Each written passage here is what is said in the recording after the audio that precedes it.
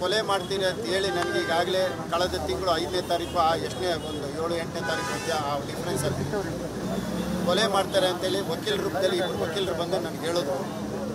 ನನಗೆ ಅವ್ರು ಹೇಳಿದ ತಕ್ಷಣ ನನಗೆ ಯಾಕೋ ಅನುಮಾನ ಬಂದು ಕಳೆದ ತಿಂಗಳು 9ನೇ ತಾರೀಕು ನಾನು ರಾಷ್ಟ್ರಪತಿಗಳಿಗೆ ಮತ್ತು ಪ್ರಧಾನಮಂತ್ರಿಗಳಿಗೆ, ಕೇಂದ್ರ ಗೃಹ ಸಚಿವರಿಗೆ ಮತ್ತು NIAಗೆ ಮತ್ತು EDಗೆ, CBIಗೆ ಎಲ್ರಿಗೂ ಸಹ ಪತ್ರ ಬರೆದಿದ್ದೀನಿ.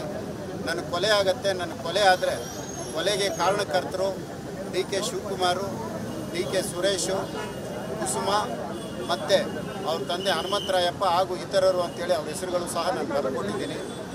ಪ್ರಧಾನಮಂತ್ರಿ ಕಚೇರಿಯಿಂದ ನನಗೆ ಇಬ್ಬರಾನು ಬಂದಿದೆ, ರಾಷ್ಟ್ರಪತಿಗಳಿಂದ ಇಬ್ಬರ ಬಂದಿದೆ. ನನಗೆ ಗನ್ಮ್ಯಾನ್ ಕೊಡಿ ಅಂತೇಳಿ ರಾಜ್ಯಪಾಲರಿಗೂ ಸಹ ಮನವಿ ಕೊಟ್ಟಿದ್ದೆ. ರಾಜ್ಯಪಾಲರಿಗೂ ಮನವಿ ಕೊಟ್ಟು ರಾಜ್ಯಪಾಲರು ನನ್ನನ್ನು ಖುದ್ದಾಗಿ ಭೇಟಿ ಮಾಡುವಂಥ ಅವರು ದಿನಾಂಕನೂ ಸಹ ಕೊಟ್ಟಿದ್ದರು. ರಾಜ್ಯಪಾಲರನ್ನ ನೇರವಾಗಿ ಭೇಟಿ ಮಾಡಿದೆ. ರಾಜ್ಯಪಾಲರನ್ನ ಭೇಟಿ ಮಾಡಿದಂಥ ಸಂದರ್ಭದಲ್ಲಿ ಅವರು ರಾಜ್ಯ ಸರ್ಕಾರದ ಗಮನಕ್ಕೆ ತರ್ತೀನಿ ಅಂತ ಅವರು ಹೇಳಿದರು. ಅದಾದ ಮೇಲೆ ಮತ್ತೆ ಹೇಮಂತ್ ನಿಂಬಾಳ್ಕರ್ ಅವರಿಗೆ ನಾನು ಪತ್ರ ಬರೆದಿದ್ದೀನಿ, ಅವರಿಗೆ ವಾಯ್ಸ್ ಮೆಸೇಜು ಕಳಿಸಿದ್ದೀನಿ.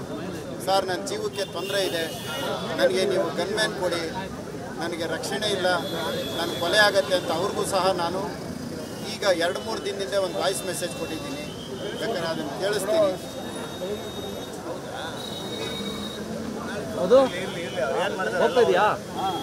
ಹೇಮಂತ್ ನಿಂಬಾಳ್ಕರ್ ಅವ್ರಿಗೂ ಸಹ ಬರೆದೆ, ಆದರೂ ನನಗೆ ಗನ್ಮ್ಯಾನ್ ಕೊಟ್ಟಿಲ್ಲ.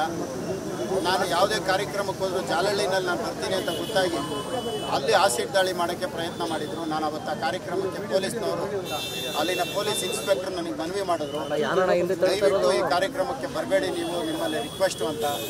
ಆಮೇಲೆ ನಾನು ಆ ಕಾರ್ಯಕ್ರಮ ಪೊಲೀಸವರು ರಿಕ್ವೆಸ್ಟ್ ಹೋಗಿಲ್ಲ. ಇವತ್ತು ವಾಜಪೇಯಿ ಅವರು ಕಾರ್ಯಕ್ರಮ ಆಗಿದ್ದಕ್ಕೆ ನಾನು ಬಂದರೆ ಈ ರೀತಿ ಮಾಡಿದ್ದಾರೆ. ಈಗ ಒಟ್ಟಾರೆಯಾಗಿ ಬೆಳಗಾಮಲ್ಲಿ CT ರವಿ ಅವರು, ಲಕ್ಷ್ಮೀ ಹೆಬ್ಬಾಳ್ಕರ್ ಅವರನ್ನ ಸದನದೊಳಗಾಗಿರೋಂಥ ಒಂದು ಮಾತಿನ ಚಕಾಮಕಿಯಲ್ಲಿ CT ರವಿ ಅವ್ರನ್ನ ಕೊಲೆ ಮಾಡೋಕ್ಕೆ ಹೋಗಿದ್ರು. CT ರವಿ ಅವ್ರನ್ನ ಯಾವ ರೀತಿ ಕೊಲೆ ಮಾಡೋಕ್ಕೆ ಪ್ರಯತ್ನ ಮಾಡಿದ್ರು, ಅದೇ ರೀತಿ ನನ್ನನ್ನು ಗುಂಪು ಕೊಲೆ ಅಂತೇಳಿ ಮಾಡಬೇಕು ಅಂತ ಪ್ರಯತ್ನ ಮಾಡಿದ್ದಾರೆ. ಗುಂಪು ಕೊಲೆ ಒಳಗಡೆ ಮಾಡೋದಕ್ಕೆ 150 ಜನ ಸೇರಿರೋದ್ರಿಂದ 100 ಜನ ಪೊಲೀಸವರು ನನಗೆ ರಕ್ಷಣೆ ಕೊಟ್ಟಿದ್ದಾರೆ. ಬಹುಶಃ ಇವತ್ತೇನಾದರೂ 5 ಜನ 10 ಜನ ಪೊಲೀಸವರು ಇದ್ದಿದ್ರೆ ಇಷ್ಟೊತ್ತಿಗೆ ನನ್ನ ಕೊಲೆ ಆಗ್ತಾಯಿತ್ತು. ಹಾಗಾಗಿ ಇವತ್ತು ನನ್ನ ಪೊಲೀಸ್ ಇಲಾಖೆ ನನಗೆ ಪುನರ್ಜನ್ಮ ಕೊಟ್ಟಿದೆ.